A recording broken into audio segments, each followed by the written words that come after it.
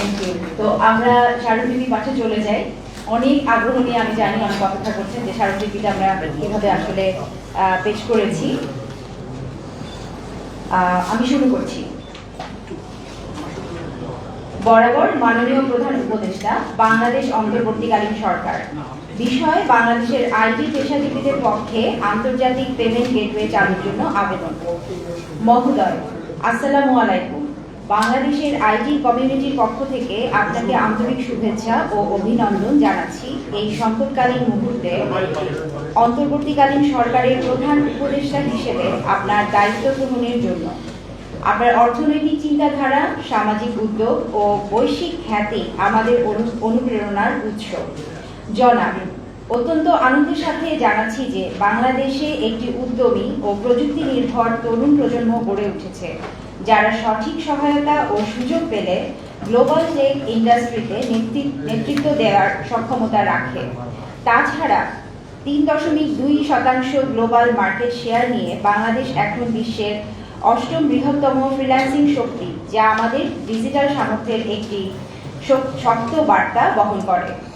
আমরা আপনার 3-0 থিওরি, শূন্য দারিদ্র্য, শূন্য বেকারত্ব এবং শূন্য কার্বন নির্গমন এ দৃঢ়ভাবে বিশ্বাস করি এবং এই লক্ষ্য অর্জনে কাজ করে যাচ্ছি। তবে পেপ্যাল, ওয়াইজ, স্ট্রাইপ ও অন্যান্য আন্তর্জাতিক পেমেন্ট গেটওয়ের অনুপস্থিতি আমাদের এই পথে বড় বাধা হয়ে দাঁড়িয়েছে।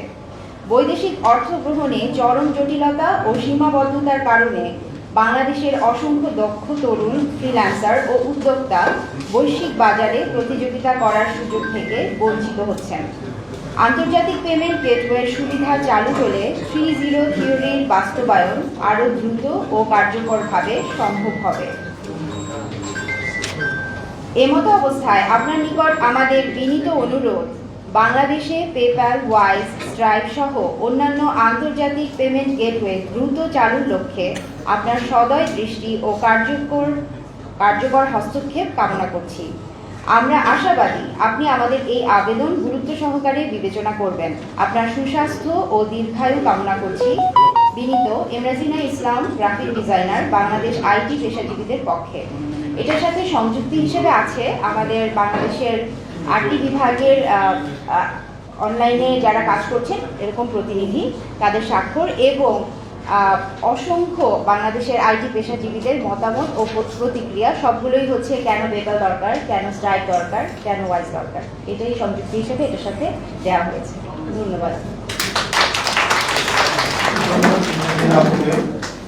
এই মুহূর্তে আমরা প্রশ্ন যাব, এখন আপনারা প্রশ্ন করতে পারেন।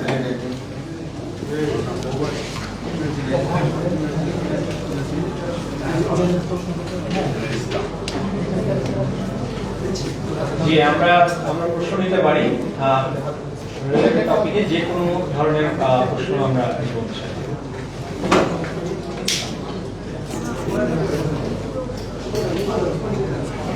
হ্যালো, আচ্ছা, আমি অ্যাকচুয়ালি শিওর না যে এই ব্যাপারে কে ভালোভাবে বলতে পারবেন, বাট এই মুহূর্তে পেপ্যাল এবং অন্যান্য স্ট্রাইপ ছাড়া যে পেমেন্ট গেটওয়ে গুলো বাংলাদেশে অ্যাভেলেবল আছে,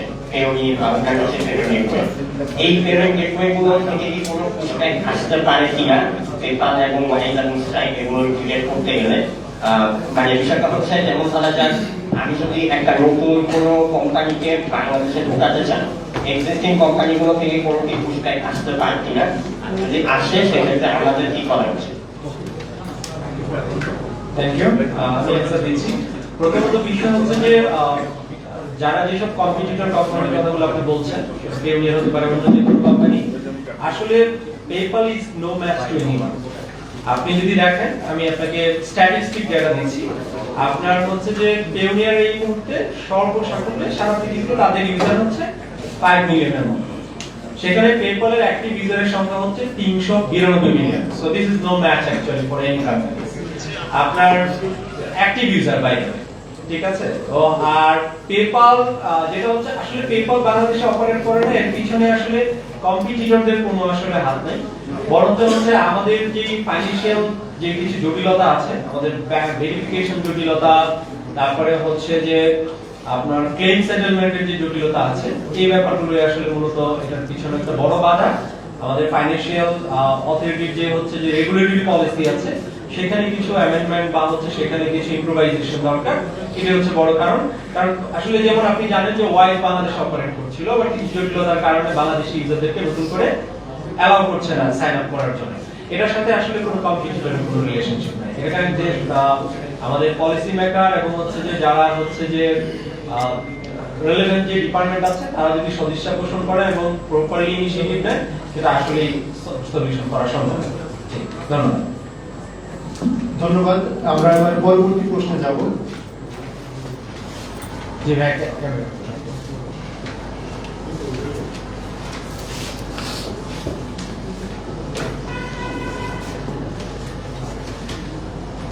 ধন্যবাদ সুন্দর আয়োজনের জন্য সকল আপনাদেরকে আন্তরিক ধন্যবাদ জানাচ্ছি। আমার যেটা কনসার্ন বা চিন্তার বিষয় সেটা হচ্ছে যে আমরা যে ফরেন কারেন্সি আনবো ইন্টার নিয়ে, সেক্ষেত্রে সেটার যে রেট একরকম হবে, এটা স্ট্যান্ডার্ড হবে, কারণ বিভিন্ন প্রোভাইডার ভিতরে সেক্ষেত্রে আমরা যাদেরকে ইনভাইট করতেছি সেই রেটটা কিভাবে নির্ধারণ হবে সেই ব্যাপারে আমাদের কোনো পরামর্শ থাকবে কিনা আমাদের থেকে। এবং আরেকটা বিষয় হচ্ছে রেমিটেন্স যেটা আমাদের প্রবাসী ভাইরা যেটা পাঠায় সেটাও ফরেন কারেন্সি, আমরা যারা আর্ন করবো সিস্টেম সেটাও একটা ফরেন কারেন্সি আর্ন হচ্ছে। তো তারা খুব কয়েকটা বা ইনসেন্টিভ পাচ্ছে। আমাদের এই রেটগুলো হবে আশা করছি আমরা, সেক্ষেত্রে আমাদের জন্য ইনসেন্টিভের কোনো ব্যবস্থা হবে কিনা বা আপনারা সেটা কিভাবে থ্যাংক ইউ। খুবই টেকনিক্যাল কোশ্চেন, ধন্যবাদ ভাইকে। প্রথম প্রশ্ন হচ্ছে যে আমাদের যখন আমরা যে কোম্পানিগুলোকে ইনভাইট করছি তারা আসলে আমাদেরকে যে বেটার রেট, যে গ্লোবাল ফরেন এক্সচেঞ্জ রেট, সে ব্যাপারে আসলে বিশেষ কোনো ভূমিকা থাকবে কিনা। প্রথম বিষয় হচ্ছে আপনার গ্লোবালি যে